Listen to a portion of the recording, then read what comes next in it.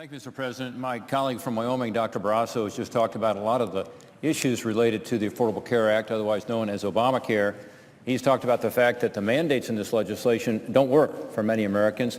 The one-size-fits-all approach that was taken doesn't work in my state of Ohio and around the country. He's also talked about the costs. Unfortunately, it's not the Affordable Care Act. It tends to be, for a lot of people, the Unaffordable Care Act. Costs have gone up already too high. We're now finding that a lot of small businesses in my home state of Ohio are simply squeezed to the point where they are worried whether they're going to be providing health care at all, given the huge cost increases. So these are all very serious concerns and a reason that I think we do need to repeal but replace with policies that do work better to provide people more choices and provide people lower cost of care so that they can get health care for themselves and their family.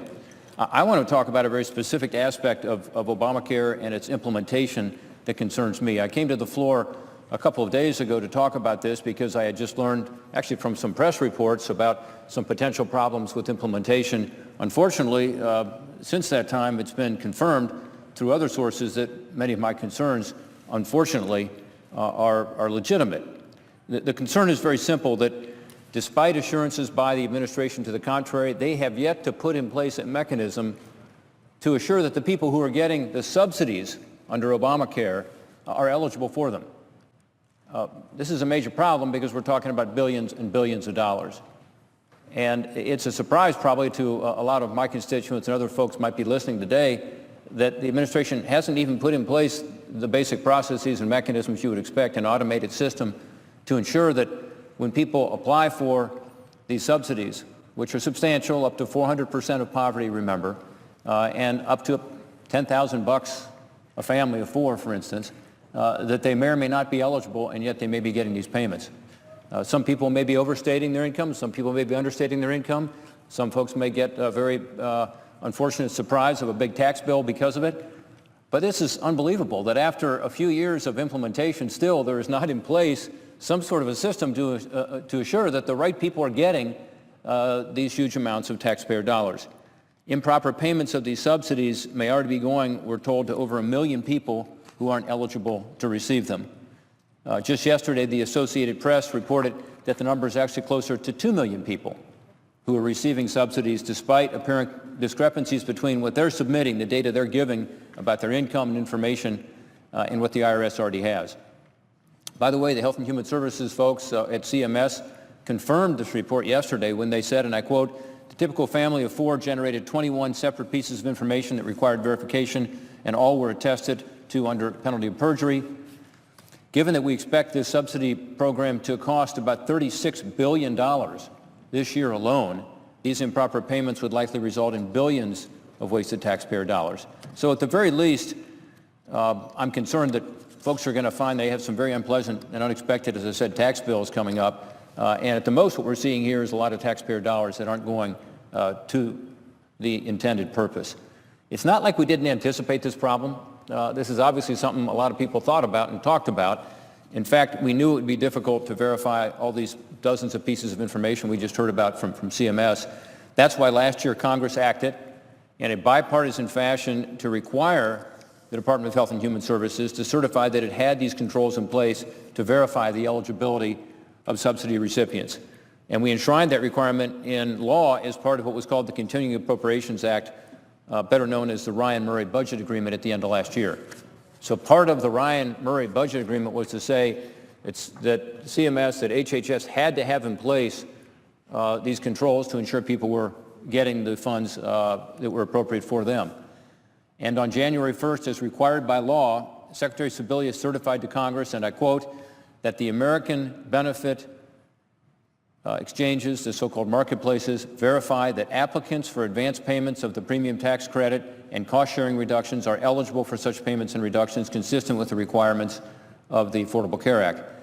So Secretary Subsidies made certain commitments there. She also further told Congress that the exchanges had, quote, implemented numerous systems and processes to carry out their verification responsibilities, including their income verification responsibilities. So this is an assurance given to us by the Secretary of Health and Human Services. We're now learning through reports in the press, which are spurred by confidential sources within HHS, by the way, that these verification methods are not in place. Or if they are, they're very poorly functioning at best. In fact, HHS is planning to begin the the verification process. Here we are 5 months later for some of this information by hand at some point in the future. When I learned of these reports, and they've been in the Washington Post, they've been in the Politico, I'd hoped that they were mistaken. So I wrote to the Secretary of Health and Human Services. I also wrote to the IRS Commissioner. This was last month, asking if these allegations were true, and if they were, what HHS was planning on doing about them. If the Post or Politico got the wrong story, I would have expected a quick response, saying, no, these reports are wrong, these internal reports they're referring to are inaccurate. But instead, I didn't get an answer. I gave them until June 1st to give me an answer, to give them some time to get back to me. It's now June 5th, and I've received nothing. Nothing to address my concerns. In fact, I've received no answer at all. I know some of my colleagues have raised similar concerns without receiving answers. So, like so many issues that have arisen with the implementation of Obamacare, the administration's response has been nothing but silence and stonewalling, no transparency. We don't have time for political games. The American people don't have time for it. We have true budget pressures here. Folks are already paying a lot in terms of income taxes. They don't want to pay more.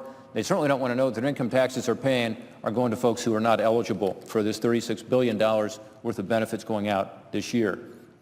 Since the administration refuses to voluntarily provide the information we need to do our job to oversee the expenditure of these funds, I think serious action is necessary. That's why today I'm making a formal written request to HHS Inspector General Daniel R. Levinson to begin an investigation into these reports, which call into question the accuracy of the Secretary's certification required, again, by this Continuing Appropriations Act, the Ryan-Murray legislation at the end of the year. I know that the IG is scheduled to provide a report to Congress next month regarding how effective HHS has been at preventing subsidy payments on the basis of inaccurate or fraudulent information. But in light of the apparent inconsistency between the Secretary's certification and the recent media reports, I think a more in-depth and targeted investigation is warranted. The IG's office has promised that ensuring taxpayer dollars are spent for their intended purposes under Obamacare is its top priority. That's what they've said. So these allocations certainly should strike at the very heart of that mission. If it's true that HHS has failed to implement a modern, effective system for verifying the eligibility of folks seeking subsidies, we need to know about it. They say that sunlight is the best disinfectant. Well, I think that's the case here. The best way to ensure that these taxpayers aren't wasted is to simply get the information. Let us know what's going on.